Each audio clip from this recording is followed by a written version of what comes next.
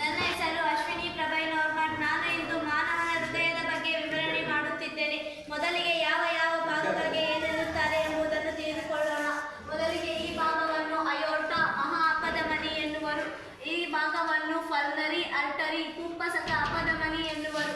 Pulmonary vein ಪುಪ್ಪಸಕ ಅಭಿಧಮನಿ. Left atrium ಎಡ ಹೃತ್ಕರ್ಣ. ದ್ವಿದಳ ಕವಾಟ ಮಿಟ್ರಲ್ ವಾಲ್ವ್. ಅಯೋರ್ಟಿಕ್ ವಾಲ್ವ್ ಮಹಾಅಪಧಮನಿ ಕವಾಟ. ಲೆಫ್ಟ್ ವೆಂಟ್ರಿಕಲ್ ಎಡ ಹೃತ್ಕುಕ್ಷಿ. ಸುಪೀರಿಯರ್ ವೆನಕೇವ ಉಚ್ಚ ಅಭಿಧಮನಿ. ರೈಟ್ ಏಟ್ರಿಯಂ ಬಲ ಹೃತ್ಕರ್ಣ. ಪಲ್ಮನರಿ ವಾಲ್ವ್ ಪುಪ್ಪಸಕ ಕವಾಟ.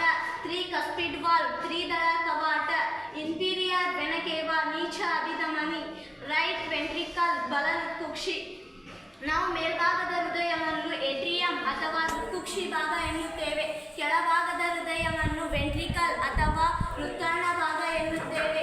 ಇಲ್ಲಿಗೆ ಯಾವ ಯಾವ ಭಾಗಗಳಿಗೆ ಏನೆನ್ನುತ್ತಾರೆ ಎಂಬುದು ಮುಗಿತು. ಮುಂದಿನದಾಗಿ ನಮ್ಮ ಹಾರ್ಟ್ ಅಥವಾ ಹೃದಯ ಹೇಗೆ ಕೆಲಸ ಮಾಡುತ್ತದೆ ಎಂಬುದನ್ನು ನೋಡೋಣ. ನಮ್ಮ ದೇಹದಲ್ಲಿ 2 ಶ್ವಾಸಕೋಶಗಳಿವೆ. 2 ಶ್ವಾಸಕೋಶಗಳ ಮಧ್ಯೆ ನಮ್ಮ ಹೃದಯವೂ ಇದೆ. ಬಲಭಾಗದಲ್ಲಿ ಒಂದು ಶ್ವಾಸಕೋಶವಿದೆ, ಎಡಭಾಗದಲ್ಲಿ ಒಂದು ಶ್ವಾಸಕೋಶವಿದೆ. ಇಲ್ಲಿ ನಾನು 4 ಪುಪ್ಪಸಕ ಅಭಿಧಮನಿಗಳು ಇವೆ ಅಂತ ಹೇಳಿದೆ.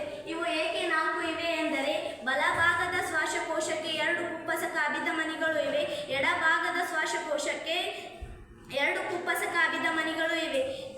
ಈ ಪುಪ್ಪಸಕ ಅಭಿಧಮನಿಗಳ ಕೆಲಸವೇನು, ಶ್ವಾಸಕೋಶಗಳ ಕೆಲಸವೇನು ಎಂದರೆ ನಾವು ಉಸಿರಾಡುತ್ತೇವೆ, ಆಗ ಆಮ್ಲಜನಕವನ್ನು ಒಳಗೆ ತೆಗೆದುಕೊಳ್ಳುತ್ತೇವೆ. ಆಗ ಈ ಶ್ವಾಸಕೋಶದಲ್ಲಿ ರಕ್ತ ಇರುತ್ತೆ. ಆಮ್ಲಜನಕವು ಆ ರಕ್ತದಲ್ಲಿ ಸೇರಿಕೊಂಡು ಪುಪ್ಪಸಕ ಅಭಿಧಮನಿಗಳ ಮೂಲಕ ಲೆಫ್ಟ್ ಏಟ್ರಿಯಂ ಎಡ ಹೃತ್ಕರ್ಣಕ್ಕೆ ಬಂದು ಸೇರುತ್ತವೆ.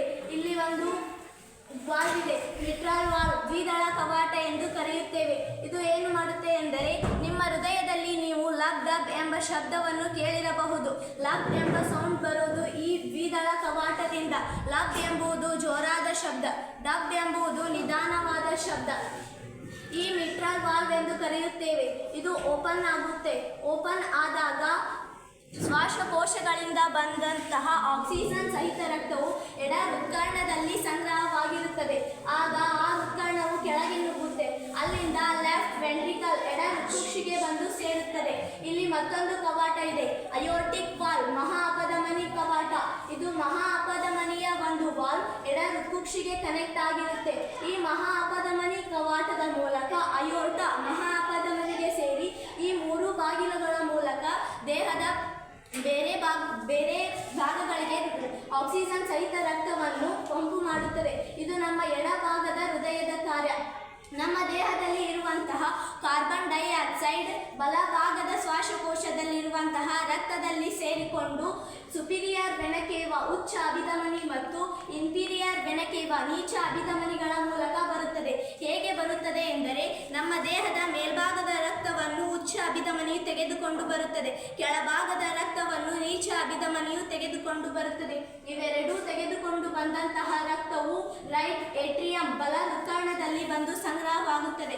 ಇಲ್ಲಿ ಒಂದು ಗೇಟ್ ಇದೆ, ತ್ರಿಕಸ್ಪಿಡ್ ವಾಲ್ವ್ ತ್ರಿದಳ ಕವಾಟ. ಇದು ಓಪನ್ ಆಗುತ್ತೆ. ಆದಾಗ ಡಬ್ ಎಂಬ ಶಬ್ದ ಬರುತ್ತೆ.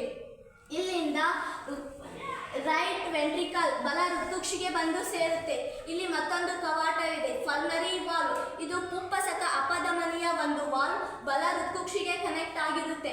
ಈ ಪುಪ್ಪಸಕ ಕವಾಟದ ಮೂಲಕ ಪಲ್ಮನರಿ ಆರ್ಟರಿ ಪುಪ್ಪಸಕ ಅಪಧಮನಿಗೆ ಸೇರಿ ಮತ್ತೆ ಶ್ವಾಸಕೋಶಗಳಿಗೆ ಆಕ್ಸಿಜನ್ ರಹಿತ ರಕ್ತವು ಸೇರುತ್ತದೆ. ಇದು ನಮ್ಮ ಹೃದಯದ ಕಾರ್ಯವಾಗಿದೆ. ಹೃದಯ ಎಷ್ಟು ಸಾರಿ ಬರುತ್ತೆ? 72 ಸಾರಿ.